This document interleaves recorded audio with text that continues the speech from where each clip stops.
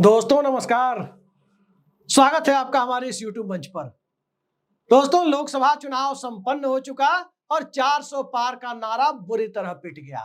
370 पार पहुंचने की बीजेपी की हसरतें बिखर कर रह गई, लेकिन इस बिखराव के दौर में सत्ता येन केन प्रकारेन गठबंधन के सहारे फिलहाल तो भारतीय जनता पार्टी के पास है। कब तक बनी रहेगी ये कह नहीं सकते, क्योंकि इंडिया गठबंधन के पास भी तकरीबन 250 के करीब सांसद हो चुके हैं। लेकिन आज चर्चा हम उसकी नहीं कर रहे हैं, आज चर्चा उस इलाके की कर रहे हैं, उस राज्य की कर रहे हैं जिस राज्य ने भारतीय जनता पार्टी को 2014 में 2019 में नरेंद्र मोदी को प्रधानमंत्री तक पहुंचाने की, उस पद तक पहुंचाने की बुनियाद रखी थी। जी हां, उत्तर प्रदेश 71 सीटें और 62 सीटें लगातार दो चुनावों में भारतीय जनता पार्टी को यूपी ने दी थी। उत्तर प्रदेश में 80 सीटें हैं, 80 में 71 और 80 में 62। ये 2014 और 2019 का आंकड़ा है। लेकिन यही आंकड़ा जब 2024 पहुंचता है तो सीधे ड्रॉप होकर 33 पर पहुंचता है। लगभग आधी हो जाती है बीजेपी सांसदों की संख्या, क्योंकि राहुल गांधी और अखिलेश यादव का इंडिया गठबंधन एक नए नैरेटिव और नए नारे के साथ उत्तर प्रदेश के मिजाज को समझते हुए, जनता के मुद्दों के साथ करीब करीब खुद को जोड़ते हुए एक ऐसा सामाजिक गुलदस्ता तैयार करता है जिस गुलदस्ते ने भारतीय जनता पार्टी के चुनावी हिंदुत्व के नारे की करीब करीब हवा निकाल दी। स्वाभाविक है कि जब उत्तर प्रदेश से भारतीय जनता पार्टी को निराशा हाथ लगी तो बहुमत नहीं मिला तो सरकार का ऑक्सीजन, सरकार का रिमोट कंट्रोल नीतीश कुमार और नायडू बाबू के पास, चंद्रबाबू नायडू के पास पहुंच गया। और नरेंद्र मोदी, अमित शाह को इस तरह की सत्ता चलाने का कोई अनुभव नहीं है। तो ऐसी परिस्थिति में जिस राज्य में बीजेपी ने सबसे पहले अपना ऑपरेशन शुरू किया है और जिस तरह से तनातनी की कथित खबरों के बीच लखनऊ ने भी अपनी ताकत को दिखाना और अपने पक्ष में समर्थन जुटाने की कवायद शुरू की है, तो दिल्ली ने भी अपने एजेंडे को पुटअप करना शुरू कर दिया। क्या हो रहा है, दिलचस्प नजारे को देखिए। अभी 2-3 दिन ही बीते हैं जब आरएसएस के प्रमुख, राष्ट्रीय स्वयंसेवक संघ के सरसंघचालक मोहन भागवत ने इस चुनाव को लेकर और कई सारी बातें ऐसी कही जो भारतीय जनता पार्टी के नेतृत्व के मौजूदा मिजाज से मेल नहीं खाती है। सबने देखा होगा क्या क्या बातें कही, उन बातों को दोहराकर हम समय जाया नहीं करेंगे। और चुनाव के दरमियान भारतीय जनता पार्टी के राष्ट्रीय अध्यक्ष जेपी नड्डा ने संघ के बारे में क्या कहा था वो भी आपने देखा है। संघ से बड़े हो गए हैं वो, संघ की उन्हें जरूरत नहीं रह गई है चुनाव में।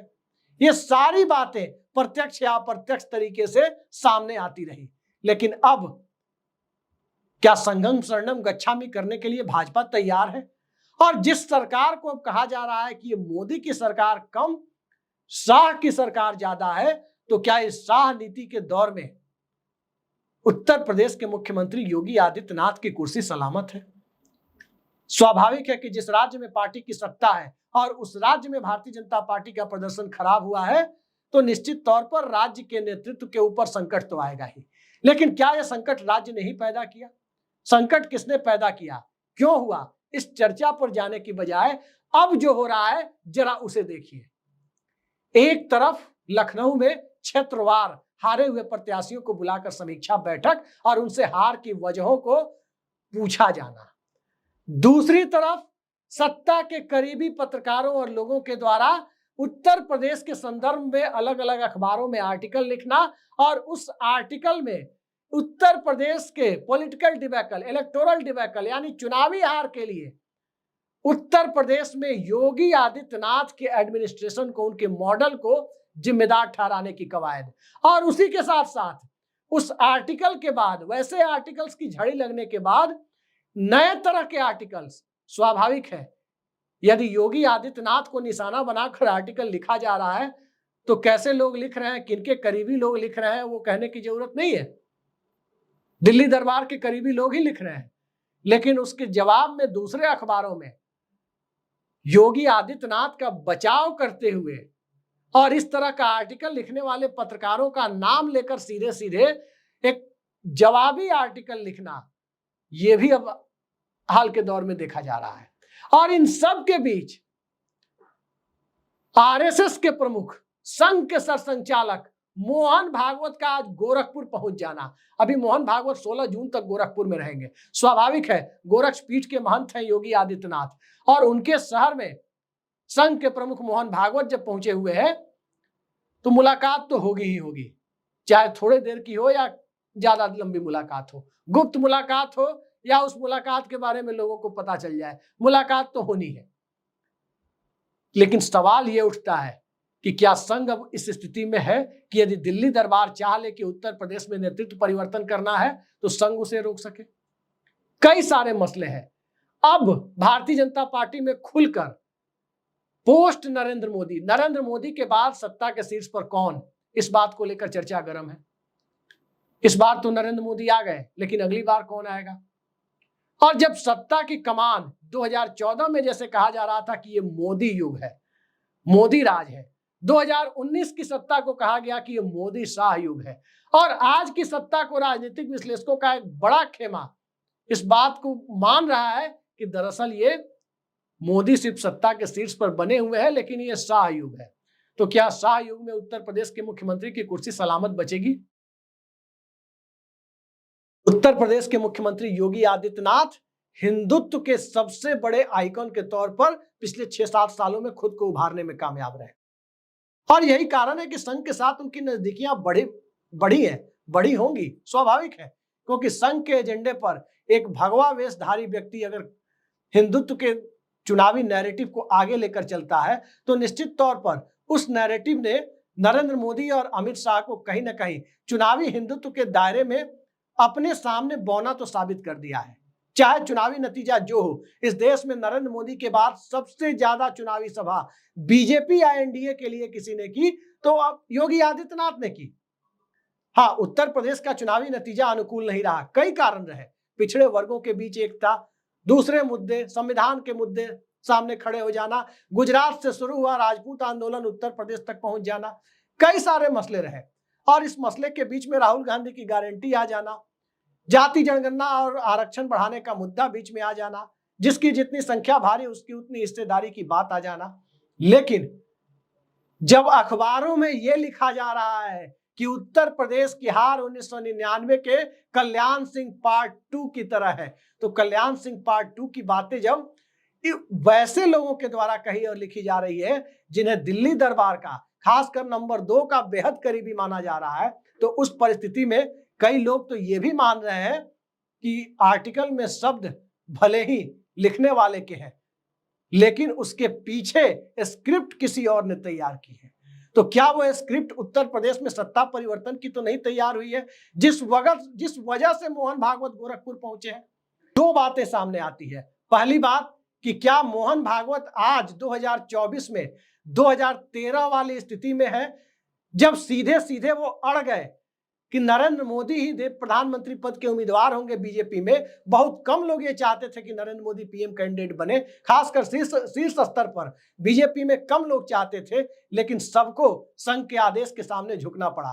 क्या मोहन भागवत अब उस स्थिति में भी है जब 2009 की चुनावी हार के बाद सीधे सीधे दिल्ली दरबार को किनारे करते हुए सीधे नागपुर से भारतीय जनता पार्टी का अध्यक्ष बनाकर नितिन गडकरी को भेज दिया था?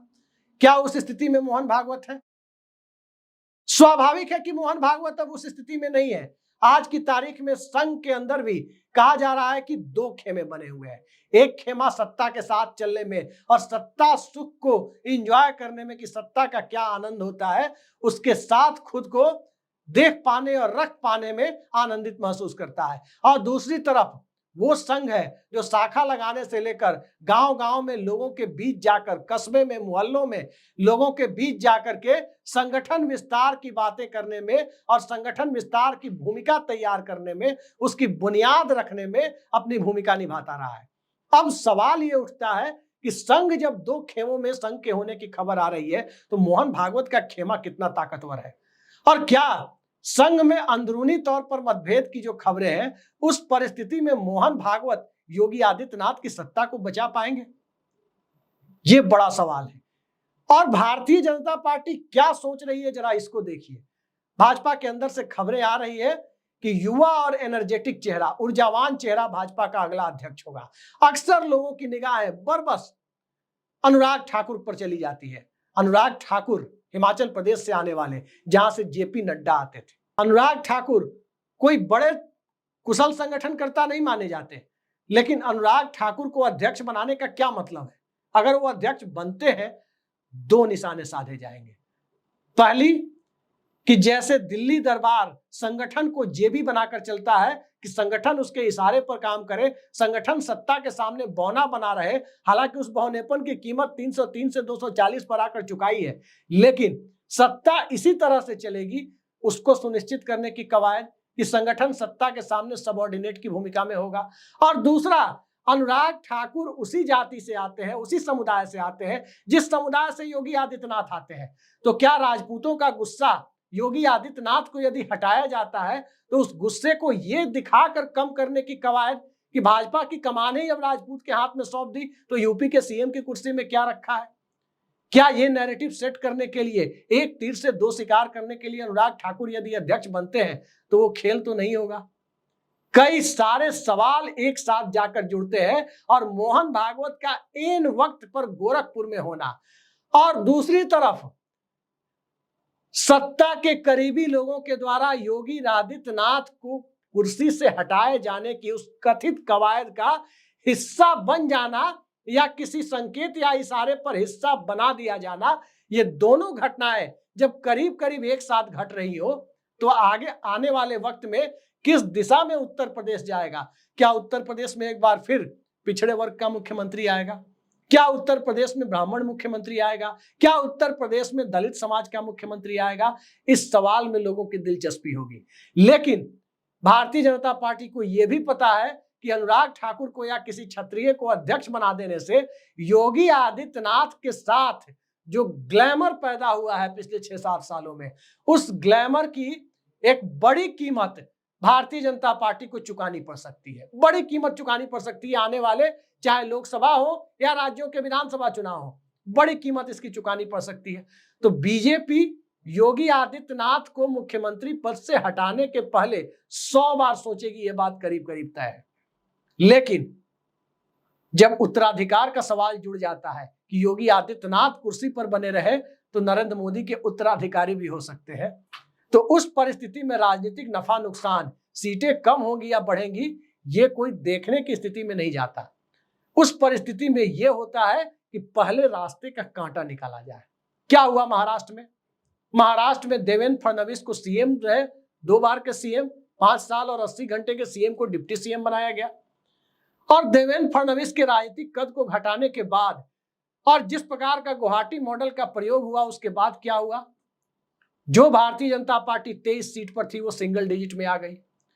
भारतीय जनता पार्टी के तकरीबन 60-65% सांसद कम हो गए। तो महाराष्ट्र का खेल आपने देख लिया, तो क्या उत्तर प्रदेश में उसकी गुंजाइश ढूंढी जा रही है? व्यक्तिगत महत्वाकांक्षाएं जब टकराती है तो राजनीतिक नफा नुकसान पीछे छूट जाता है। और इसी पूरी कवायद के बीच योगी आदित्यनाथ को सत्ता में बने रहने और सत्ता से हटाए जाने के बीच में क्या संघ और भाजपा एक साथ आकर एक अलग अलग मुकाम पर दोनों आमने सामने खड़े हो जाएंगे? कई सारे सवाल आने वाले कुछ दिनों में जो अब तक अनुत्तरित हैं, जिसका उत्तर नहीं मिला है, उसका उत्तर बहुत जल्दी आपको मिल जाएगा।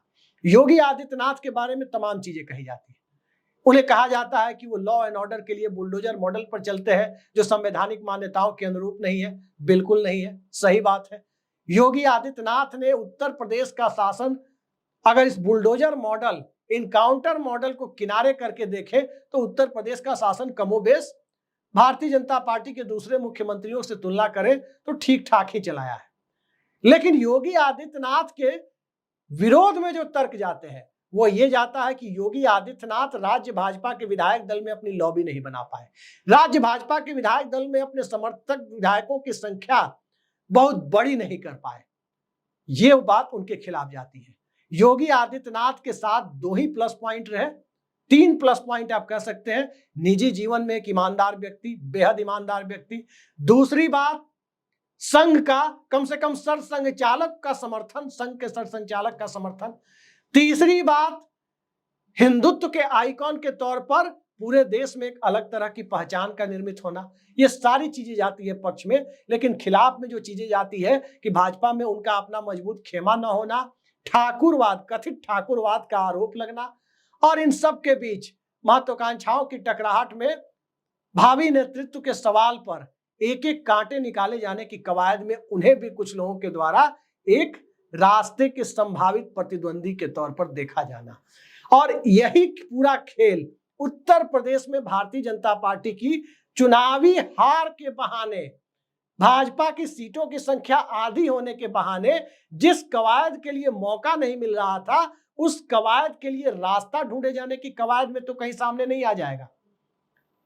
कुछ हफ्तों का इंतजार कीजिए, सारी चीजें क्लियर हो जाएंगी कि संघ योगी आदित्यनाथ को कितना बचा पाया, कितना कामयाब हुआ, और भाजपा में जो लोग योगी आदित्यनाथ को नापसंद करते हैं वो योगी आदित्यनाथ को सत्ता से हटाने की कवायद में कितना सफल या कितना असफल हो पाए। स्वाभाविक है कि दोनों तरफ से दांव पेच, सहमात का खेल खेला जा रहा है, लेकिन उस सहमात के खेल की चरम परिणति क्या होगी, उसका क्लाइमेक्स क्या होगा, और वो किस नए स्क्रिप्ट के रूप में सामने आएगा, ये देखना बड़ा दिलचस्प होगा। और उस खेल को देखने के लिए तैयार हो जाइए। मोहन भागवत का गोरखपुर पहुंचना उस स्क्रिप्ट का पहला हिस्सा हो सकता है। समीक्षा बैठक बुलाया जाना और योगी आदित्यनाथ के ऊपर उत्तर प्रदेश की हार का ठीकरा फोड़ने जैसे जो आर्टिकल लिखे जा रहे हैं, आर्टिकल लिखने वाले लोगों का दिल्ली दरबार के करीब होना इस स्क्रिप्ट का दूसरा हिस्सा हो सकता है। और इन दोनों स्क्रिप्ट को यदि तीसरे हिस्से पर गौर करें तो उसे देखा जाना है कि तीसरा हिस्सा किस रूप में सामने आता है। तो इंतजार कीजिए, देखिए आगे क्या होता है। आज के लिए इतना ही, नमस्कार।